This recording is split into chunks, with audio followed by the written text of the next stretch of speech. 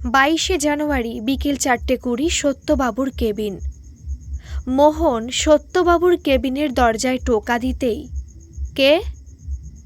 মোহন দরজা খুলে বলল, স্যার, একজন মহিলা আর একটা লোক দেখা করতে এসেছেন আপনার সাথে। বলছে আপনি নাকি ডেকেছেন। শ্যামলী আর তপন নাম বলছে। হ্যাঁ, পাঠাও ভেতরে।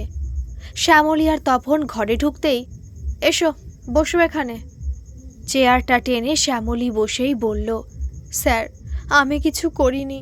এসব পুলিশের ঝামেলায় আমাকে ফেলবেন না দয়া করে। কথাটা শুনে তপনও একই সুরে সুর মেলালো। সত্যবাবু দুজনের দিকেই এক এক গ্লাস জল এগিয়ে দিয়ে বললেন, পুলিশ ডাকা মানেই যে তোমরা অপরাধী সেটা ভেবে নাও কেন? যদি কোনো দোষ নাই করে থাকো তাহলে পুলিশের কাছে আসতে কিসের সমস্যা? সবসময় মনে রাখবে যে তোমাদের জন্যই আমরা আছি। আর পুলিশ তো ভগবান নয় যে দেখেই অপরাধী ধরে ফেলবে। তোমরাই যদি সাহায্য না করো তাহলে অভিনববাবুর খুনি ধরা পড়বে কি করে বলো? তোমরা চাও তো যে তোমাদের অভিবাবুর খুনি ধরা পড়ুক? কথাটা শুনে শ্যামলী আর তপন দুজনেই দুজনের দিকে তাকালো। তারপর সত্যবাবুকে বলল, হ্যাঁ স্যার, আমরা চাই, কিন্তু বিশ্বাস করুন আমরা কিছুই বুঝিনি বা সেরকম কিছু দেখিনি যে আপনাকে বলবো। শ্যামলী কথাটা বলল, হ্যাঁ সে ঠিক আছে, আমি বুঝেছি। ব্যাপার হলো আমি যা যা জিজ্ঞেস করব সেগুলো ঠিকঠাক উত্তর দিও, তাহলেই হবে। তোমাদের ভয় পাবার কিছুই নেই, বুঝলে? ঠিক আছে স্যার, জিজ্ঞেস করুন, আমরা যা জানি সব বলবো। তপন বলল, ঠিক আছে, তাহলে প্রথমে শ্যামলী তোমাকে দিয়ে শুরু করি। মাথা নেড়ে সম্মতি জানালো শ্যামলী। সত্যবাবু চশমাটা খুলে টেবিলে রেখে জিজ্ঞেস করলেন, অভিনববাবুর খুনের দিন তোমার বিকেলে কাজ ছিল তো? আজ্ঞে হ্যাঁ স্যার। তুমি কখন এসেছিলে সেদিন? ওই যে বিকেলের দিকে স্যার, রোজ যেমন আসি। সত্যবাবু একটা বড় নিঃশ্বাস ফেলে একটু ভারী গলায় বললেন, কখন? তা ওই 5:20 হবে। তুমি যখন এসেছিলে তখন কে কে ছিল বাড়িতে? ওই তো তপনদা বাইরে ছিল, আর ঘরে বড় মা মানে অভিনববাবুর মা ছিলেন শুধু।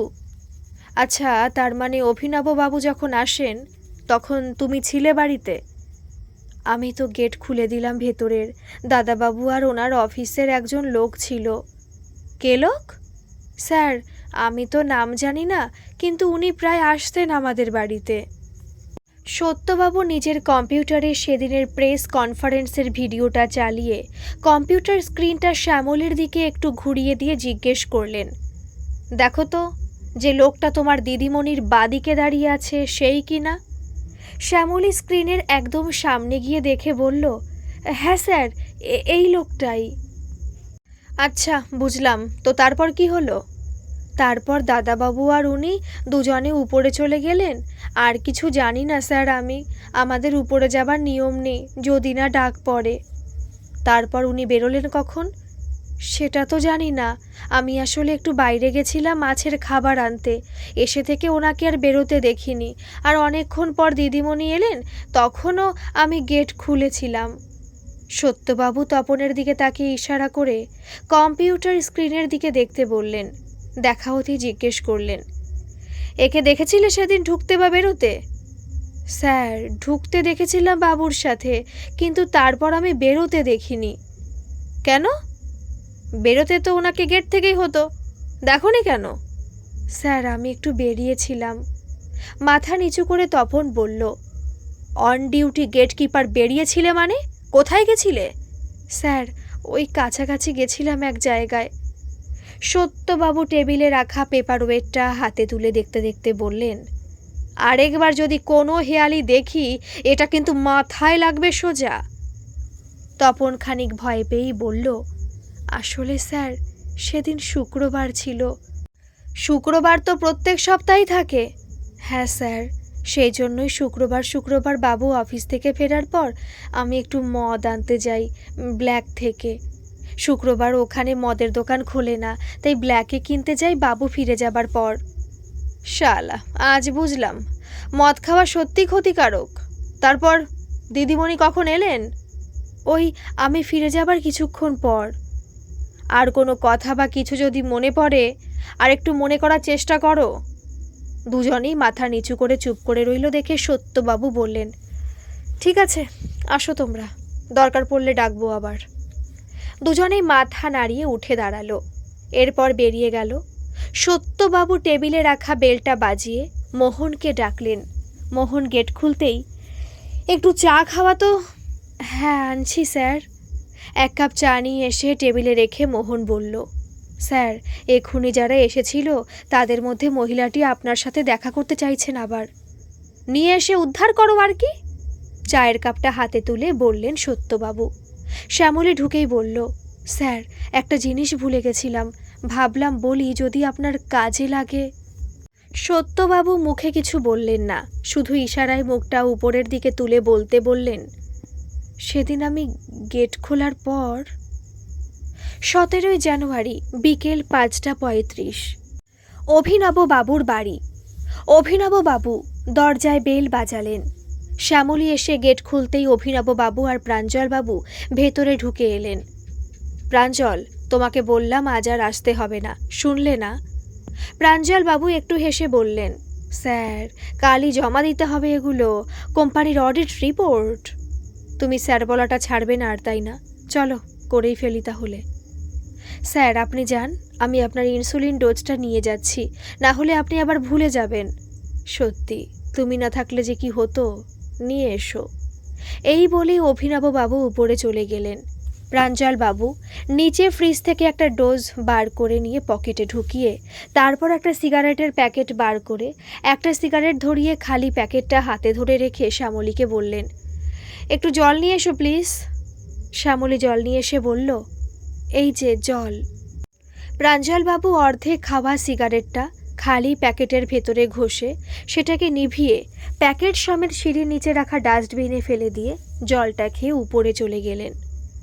সত্যবাবুর ফোনে ক্যাপিটাল লেটারে গোবর লেখাটা ভেসে উঠল।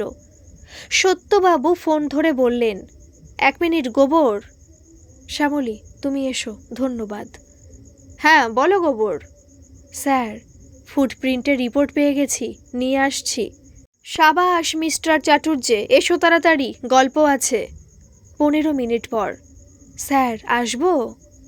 হাতে আইভি গুপ্তা রিপোর্ট ফাইল দেখতে দেখতে সত্যবাবু বললেন, আরে এসো বসো। গোবর্ধনবাবু বসতেই সত্যবাবু বললেন, দেখাও এবার কাগজটা দেখাও। কাগজ? আরে মানে ওই রিপোর্ট, একই হলো, ইতিহাসের সাথে বাংলাটাও কাঁচা দেখছি। গোবর্ধনবাবু ফাইলটা এগিয়ে দিলেন। সত্যবাবু খুলে দেখে নিয়ে বললেন, আরে বাহ, একদম ঠিকঠাক কাগজ এনেছো। এই কাগজই প্রমাণ দেবে কে দোষী আর কে নির্দোষ। 7 নাম্বার জুতোর ছাপ, জুতোর টাইপ বলছে ফর্মাল, ব্যাস এটুকুই যথেষ্ট। আইভি গুপ্তা রিপোর্ট দেখলাম, বুঝলে? বলছে প্রথমে ঘুমের ওষুধ খাইয়ে অচৈতন্য করা হয় আর তারপর ছুরি দিয়ে শ্বাসনালী কুপিয়ে খুন।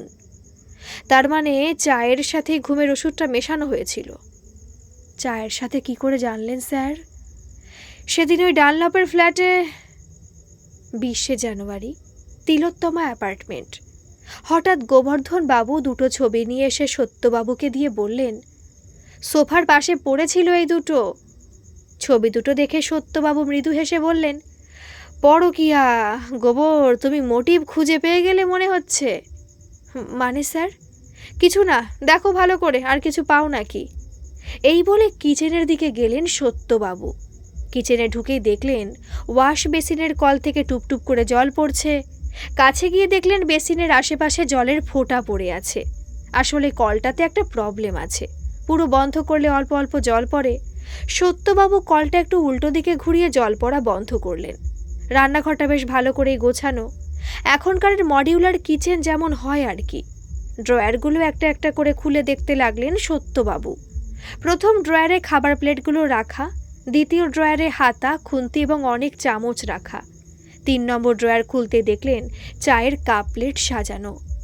8খানা চায়ের কাপ আর 8টা প্লেট, প্রত্যেকটা কাপই পরপর লাইন করে সাজানো, শুধু 2টো কাপ উল্টো দিক করে রাখা। সঙ্গে সঙ্গে সত্যবাবু দ্বিতীয় ড্রয়ারটা আবার খুলে চামচগুলো হাতে নিয়ে দেখতে লাগলেন এক এক করে। একটা চামচে এখনও জল লেগে আছে, কিছুক্ষণ আগে কেউ ধুয়েছে বলে মনে হলো।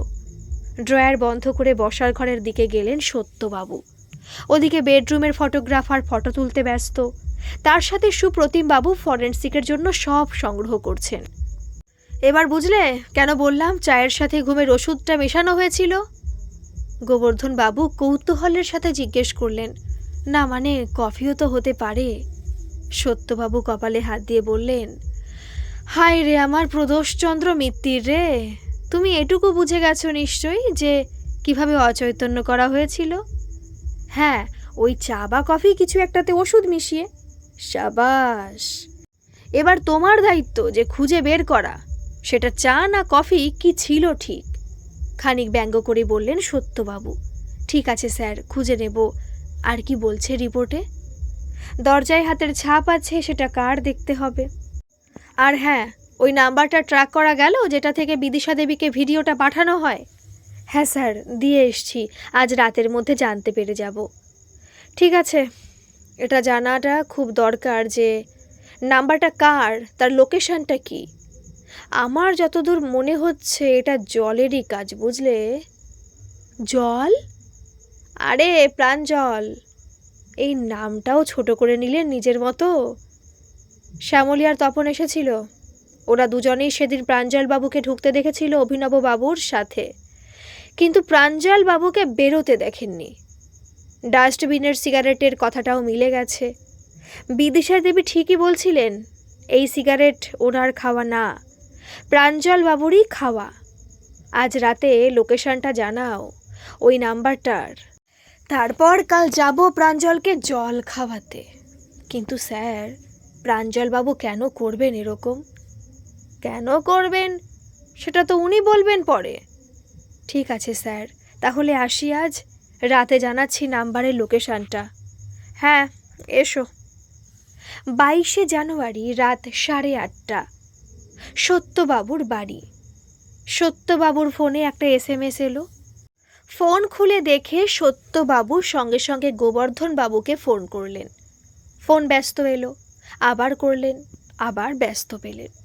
1 মিনিট পর আবার করলেন, আবার ব্যস্ত পেলেন। তারপর গোবর্ধন বাবু ফোন করলেন। সত্যবাবু ফোন ধরে কিছু বলার আগেই গোবর্ধন বাবু বললেন, স্যার তখন থেকে চেষ্টা করছি, আপনার ফোন ব্যস্ত বলছিল। মানে যে কথাটা আমার বলা উচিত সেটা তুমি ঝাড়ছো?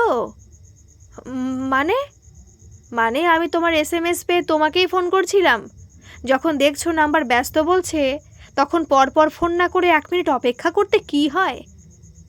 সরি স্যার, লোকেশনটা দেখে আর স্থির থাকতে পারলাম না। সেই জি টেকনোলজির অফিসের লোকেশন, আর সিমটা কোম্পানির নামে নেওয়া।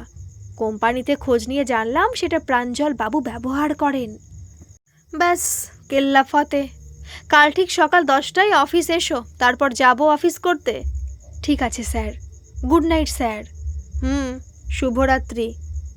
23শে জানুয়ারি সকাল 11টা, জি টেকনোলজির অফিস যাবার পথে পুলিশের গাড়িতে। স্যার, এই 23শে জানুয়ারি মানেই একটা নস্টালজিয়া, তাই না? বাবা, 23শে জানুয়ারি মানে নস্টালজিয়া কেন? নস্টালজিয়া শব্দটা একটু ব্যঙ্গাত্মকভাবে বললেন সত্যবাবু। না মানে ছোটবেলার কথা মনে পড়ে। সেই স্কুল যেতাম, সেখানে ফ্ল্যাগ তোলা হতো, নেতাজির ফটোতে মালা দিতেন হেডমাস্টার, আর তারপরে বিস্কুট আর লজেন্স। বাঙালি 23শে জানুয়ারিটাকে শুধুমাত্র একটা ছুটির দিন হিসাবেই দেখে। যদি উইকেন্ডে 23শে জানুয়ারি পড়ে তাহলে আবার ছুটি নষ্টের কারণে দুঃখও পায়। বলেই সত্যবাবুর মনে পড়ল, আজ তো ছুটির দিন, অফিসও বন্ধ থাকবে। গোবর, প্রাঞ্জলবাবুকে ফোন করো আর ঠিকানা নাও, ওনার বাড়িতে যেতে হবে মনে হয়। জিজ্ঞেস করলে বলো কিছু রুটিন প্রশ্ন করার আছে, তাই যাচ্ছি। গোবর্ধন বাবু ফোন করে ঠিকানা জেনে নিলেন। তারপর ড্রাইভারকে বললেন, নিউ আলিপুরের দিকে গাড়ি ঘোরাও। নিউ আলিপুরের গোলকধাঁধা বিল্ডিংয়ের সামনে গাড়িটা দাঁড় করিয়ে ড্রাইভারকে গোবর্ধন বাবু বললেন, সামনে গিয়ে পার্ক করো, আমরা আসছি কিছুক্ষণ পর। আমরা না, আমি। মানে? সত্যবাবু পকেট থেকে লাইটার বার করে বললেন, মানে শুধু তুমি যাবে? আর শোনো কি করতে হবে। 4 তলায় উঠে 405 নাম্বার ফ্ল্যাটে বেল বাজালেন গোবর্ধন বাবু। প্রাঞ্জল বাবু গেট খুলতেই গোবর্ধন বাবু আইডি কার্ড দেখিয়ে বললেন, গোবর্ধন চ্যাটার্জি, লালবাজার গোয়েন্দা দপ্তর। আপনাকে ফোন করেছিলাম কিছু ফর্মাল জিনিস জানার জন্য। হ্যাঁ হ্যাঁ, আসুন। প্রসঙ্গত বলে রাখি, প্রাঞ্জলবাবু নিউ আলিপুরের একটা ফ্ল্যাটে থাকেন পরিবারসহ। পরিবার বলতে শুধু স্ত্রী আর 2টো মেয়ে। 3 BHK ফ্ল্যাট, বেশ সাজানো গোছানো। আর হবে নাই বা কেন, ভাইস প্রেসিডেন্ট বলে কথা। গোবর্ধন বাবুকে নিয়ে ভেতরে গিয়ে সোফায় বসতে বললেন প্রাঞ্জলবাবু। তারপর নিজে উল্টো দিকের সোফাতে বসে বললেন, হ্যাঁ বলুন, কিভাবে সাহায্য করতে পারি। আপনি কতদিন হলো চাকরি করছেন এখানে? চাকরি কি বলছেন? ব্যবসাটা অফিসার শুরু করলেও আমি প্রথম থেকে জি টেকনোলজির সাথে যুক্ত। আপনার শেয়ার আছে কোম্পানিতে? হ্যাঁ, আমি ভাইস প্রেসিডেন্ট, শেয়ার তো থাকবেই। আপনারা কে কে থাকেন বাড়িতে? এই তো আমি, আমার স্ত্রী আর 2 মেয়ে। কাউকে দেখছি না। না, ওরা মামার বাড়ি গেছে কাল ঘুরতে। ও আচ্ছা। সামনে টেবিলে রাখা সিগারেটের প্যাকেটটা তুলে প্রাঞ্জলবাবু জিজ্ঞেস করলেন, সিগারেট খেতে পারি? আসলে এই একটাই বাজে নেশা আমার। কমানোর চেষ্টা করছি। হ্যাঁ হ্যাঁ, নিশ্চয়ই খান। প্রাঞ্জলবাবু প্যাকেট থেকে সিগারেট বার করার সময় গোবর্ধন বাবু পকেট থেকে লাইটারটা বের করে এগিয়ে দিলেন। ধন্যবাদ। প্রাঞ্জলবাবু এই বলে সিগারেট ধরালেন আর লাইটারটা টেবিলের উপর রাখতেই গোবর্ধন বাবু বললেন, একটু জল হবে? ওষুধ খাবো একটা। প্রাঞ্জলবাবু উঠে জল আনতে গেলেন। এই সুযোগে টেবিলে রাখা লাইটারটা প্লাস্টিকের ছোট একটা ব্যাগে ঢুকিয়ে নিলেন গোবর্ধন বাবু। প্রাঞ্জলবাবু এসে জল দিতে গোবর্ধন বাবু নিজের রোজের ওষুধটা খেয়ে বললেন, অনেক ধন্যবাদ আপনাকে। আজ তাহলে আসি, পরে দরকার লাগলে আসবো আবার। প্রাঞ্জলবাবুর একটু আজব লাগলো ব্যাপারটা।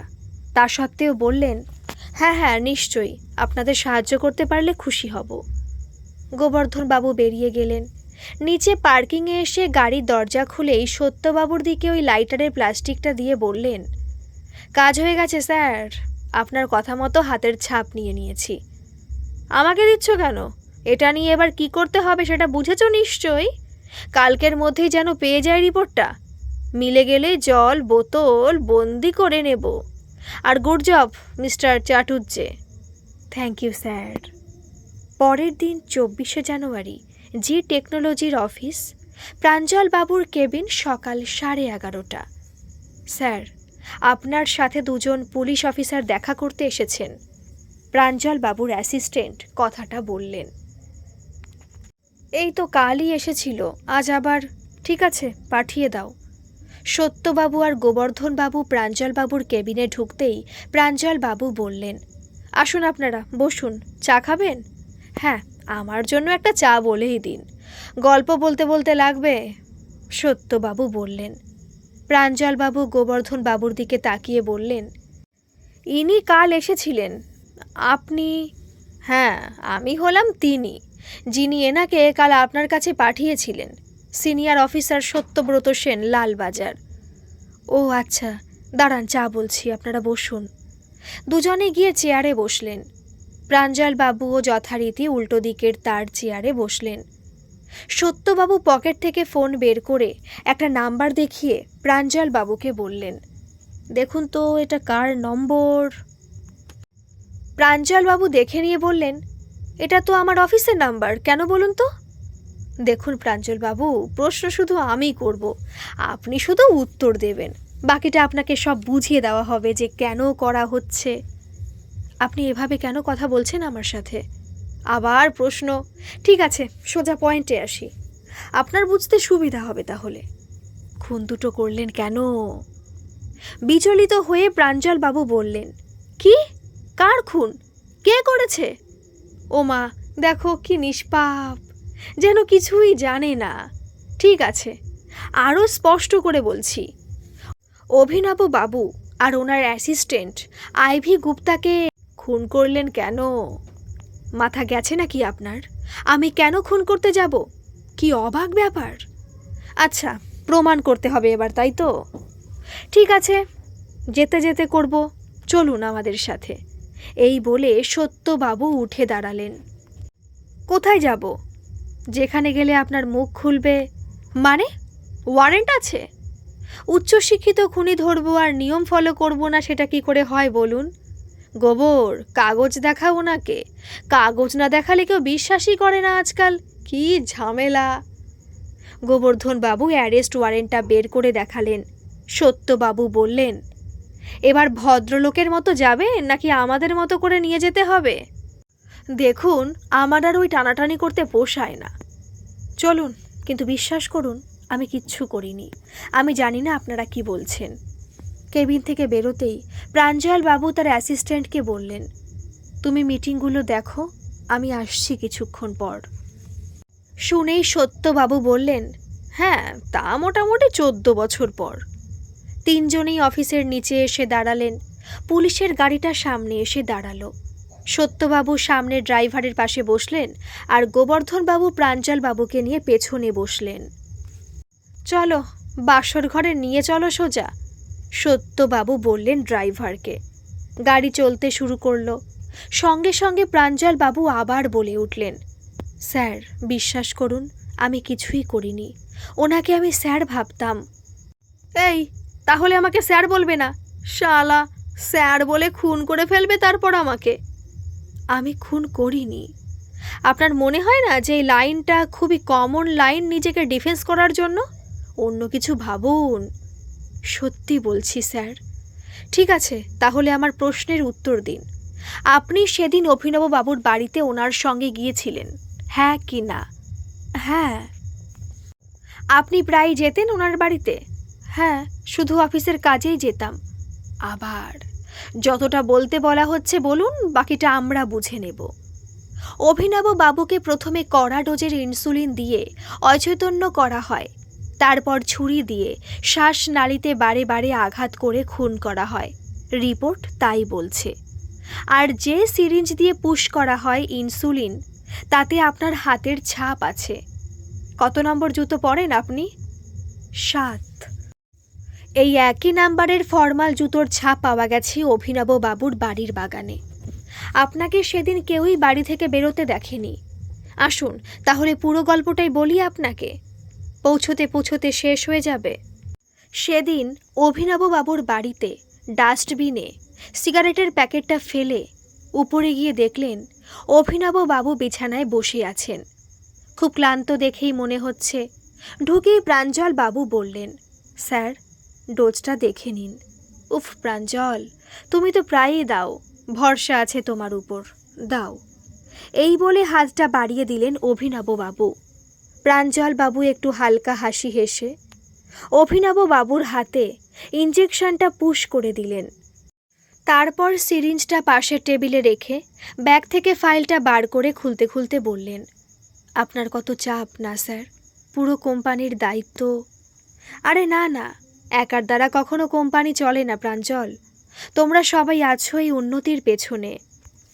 কিন্তু নাম তো স্যার আপনারই হয় সব সময়। টিভিতে তো আপনাকেই দেখায় সব সময়। জানেন, আমার বাচ্চা মেয়েটা জিজ্ঞেস করে যে বাবা, তুমিও তো এই কোম্পানিতেই কাজ করো, তাহলে তোমাকে টিভিতে দেখায় না কেন? আমি কোনো উত্তর দিতে পারি না স্যার। আমি তো ভাইস প্রেসিডেন্ট, সমানে সমানে আপনার সব কাজ করি। কিন্তু আপনি বিজনেস কনফারেন্সে এমার্জিং বিজনেস টাইকুন অ্যাওয়ার্ড পান। কি আজব ব্যাপার না? আমি পেছনেই থেকে যাই সব সময়। কী সব বলছো প্রাঞ্জল? কি হয়েছে বলো আমাকে। কেউ কিছু বলেছে? অনেক কিছু বলেছে, অনেকে, কিন্তু সেটা শুধুই আপনার ব্যাপারে। আমার ব্যাপারে তো কেউ কিছুই বলে না। পাগল হলে নাকি তুমি? না, কিন্তু এভাবে চলতে থাকলে একদিন হয়ে যাব পাগল। কি বলছো ছাতার মাথা, কে জানে। এই বলে অভিনববাবু শরীরে একটু অস্বস্তি বোধ করলেন। আবার বললেন, প্রাঞ্জল, শরীরটা কেমন যেন লাগছে, একটু জল দাও না গো। টেবিলে সিরিঞ্জের পাশে জলের বোতল রাখা ছিল। প্রাঞ্জলবাবু টেবিলের কাছে গিয়ে সিরিঞ্জটা ঘোরাতে ঘোরাতে বললেন, স্যার, মা বলতো মরার সময় কাউকে জল খাওয়ালে নাকি পুণ্য হয়। কিন্তু আপনি বলুন, যে মারে সে কি জল খাওয়ায়? আমি তো এটাই দেখতে চাই যে আপনি কতটা কষ্ট পেয়ে মরতে পারেন। এতদিন আমি যে এত কষ্ট পেয়েছি তার হিসেবটা হবে না বলুন? অভিনব বাবু খুব অসুস্থ হয়ে পড়ে প্রায় অচৈতন্য হয়ে গেলেন। প্রাঞ্জলবাবু সেই দেখে দৌড়ে অভিনব বাবুর কাছে গিয়ে ওনার গালে হালকা হালকা থাপ্পড় মারতে মারতে বললেন, আরে না না, এত তাড়াতাড়ি না, আরও বাকি আছে কষ্ট পাবার। এই বলে নিজের ব্যাগ থেকে ছুরিটা বার করে অভিনব বাবুর গলায় ক্রমাগত আঘাত করতে লাগলেন। অভিনব বাবুর শ্বাসনালী ছিন্ন ভিন্ন হয়ে বিছানা রক্তে ভেসে যেতে লাগলো। তাও প্রাঞ্জলবাবু আঘাত করা থামালেন না। শেষে অভিনব বাবুর নিথর দেহটা দেখে আরেকবার কুপিয়ে ছুরিটা বিছানার পাশে রেখে দিলেন। তারপর নিজের ব্যাগ থেকে একটা মদের বোতল বার করে সেটা নিজের রুমালে লাগিয়ে ছুরিটা ভালো করে পরিষ্কার করে একটা সিগারেট ধরিয়ে ব্যাগ গুছিয়ে বারান্দায় গেলেন। বারান্দায় সিগারেটটা অর্ধেক খেয়ে ফেলে দিলেন। আর তারপর বারান্দা টপকে অভিনববাবুর মায়ের ঘরের জানলার কার্নিশে নামলেন। তারপর সেখান থেকে ঝাঁপ দিয়ে বাগানে, তারপর বাড়ির পেছন দিকের দেওয়ালটার কাছে গিয়ে সেটা টপকে বাইরে চলে গেলেন। পরের দিন 18ই জানুয়ারি জি টেকনোলজির অফিস, ম্যানেজমেন্ট মিটিং। মোটামুটি সব বোর্ড মেম্বাররাই বিষণ্ণ মুখ নিয়ে কনফারেন্স টেবিলে বসে আছেন। কোম্পানির তাবড় তাবড় লোক সব, জেনারেল ম্যানেজার থেকে সিএফও, সিও, সিআইও সবাই এসেছেন আপাতকালীন মিটিংয়ে যোগ দিতে। প্রাঞ্জলবাবু সবার শেষে ঢুকলেন মিটিংয়ে। কোম্পানির সিও মিস্টার সুনীল শর্মা প্রাঞ্জলবাবুর উদ্দেশ্যে বললেন, প্রাঞ্জল, বোর্ড অফ ডিরেক্টরস সিদ্ধান্ত নিয়েছেন, বা বলা যায় এই সিচুয়েশনটাকে অ্যাকসেপ্ট করে নিয়ে নতুন সিও তার ওয়াইফ মিসেস গাঙ্গুলিকে করেছেন, আর অভিনব গাঙ্গুলি পাওয়ার অফ অ্যাটর্নি তার ওয়াইফকে দিয়েছিলেন। এই মিটিংটা ডাকার একমাত্র কারণ হলো সবাই যাতে এই বিষয়ে অবগত হয়। একটা ফাস্টেস্ট গ্রোয়িং অর্গানাইজেশন হিসেবে আমাদের সকলেরই উচিত এই সিচুয়েশনটাকে ভালোভাবে হ্যান্ডেল করে আমাদের কোম্পানির রেপুটেশনটাকে এবং এই বিজনেসের ফিউচারকে সঠিক পথে নিয়ে যাওয়া।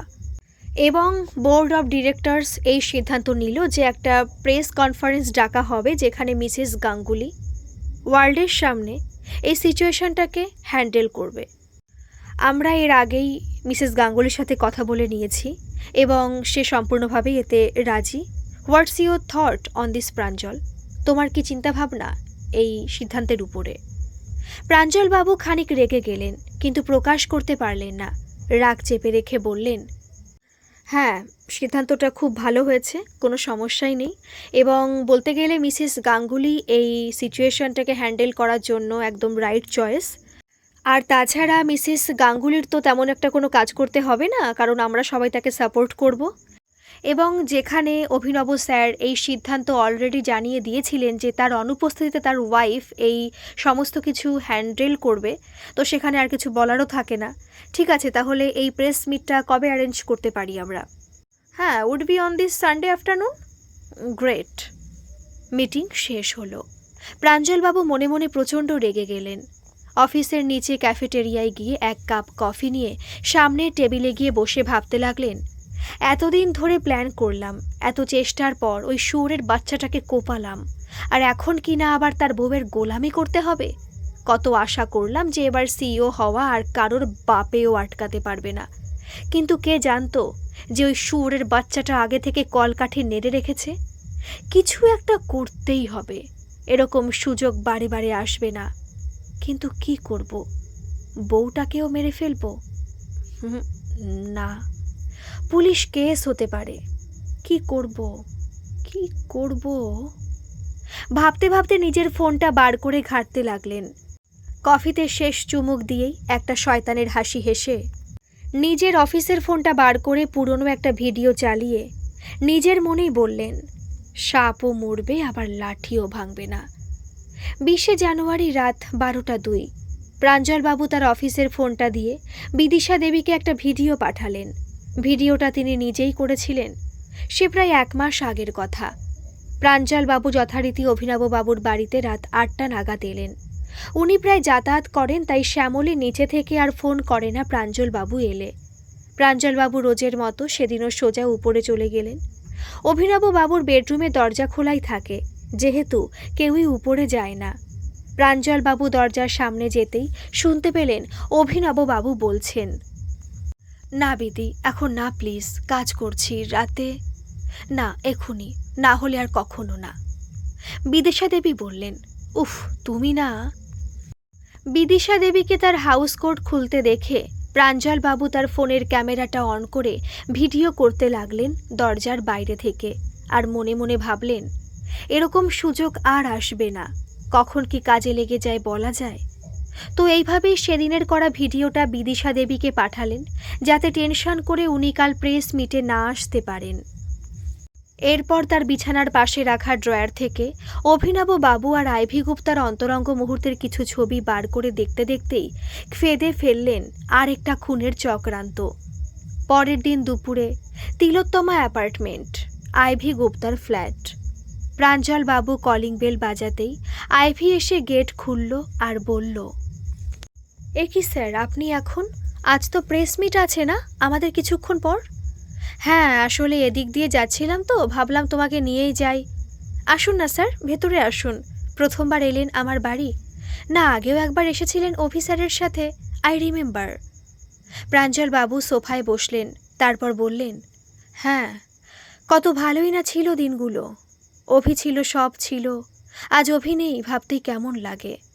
সত্যি খুবই খারাপ সময় চলছে। আপনি চা কফি কিছু খাবেন? হ্যাঁ, একটু কফি হলে ভালো হয়। এখনই লাঞ্চ করলাম তো একটু আগে, কফিটা হলে ড্রাইভ করতে সুবিধা হবে।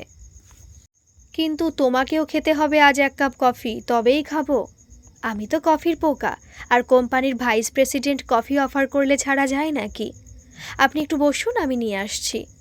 5 মিনিট পর আইভি 2 কাপ কফি এনে টেবিলে রাখল। প্রাঞ্জলবাবু এক চুমুক খেয়ে বললেন, আর একটু চিনি হলে ভালো হয়। এত মিষ্টি মেয়ের হাতে এত কম মিষ্টি পড়ে কি করে? খানিক লজ্জা পেয়ে আইভি বলল, দাঁড়ান স্যার, আমি মিশিয়ে আনছি চিনি। এমন মিষ্টি কফি বানাবো যে আপনি ভুলতে পারবেন না কখনো। আইভি চলে যেতেই ওর কাপে প্রাঞ্জলবাবু নিজের পকেট থেকে 5টা ঘুমের ওষুধ বার করে মিশিয়ে দিলেন। 1 মিনিট পর আইভি এলো। এই নিন স্যার, মিষ্টি মেয়ের হাতে তৈরি মিষ্টি কফি। কফির কাপটা হাতে তুলে একটা সিগারেট জ্বালিয়ে প্রাঞ্জলবাবু বললেন, চিয়ার্স। দুজনেই আস্তে আস্তে কফির কাপে চুমুক মারতে মারতে গল্প করতে লাগলেন। তোমার সাথে তো অভির সম্পর্ক ছিল, খারাপ লাগছে না যে আজ আর অভি নেই? খারাপ লাগছে স্যার, কিন্তু কি করা যাবে, এটাই অফিস কালচার, সব মনে রাখা যায় না সব সময়। আমাকে স্যার বলাটা বন্ধ করো, এখানে তো অফিসের কেউ নেই। ওকে প্রাঞ্জল, এই না হলে স্মার্ট মেয়ে। আমার না মাথাটা কেমন যেন ঝিমঝিম করছে, ঘুম পাচ্ছে।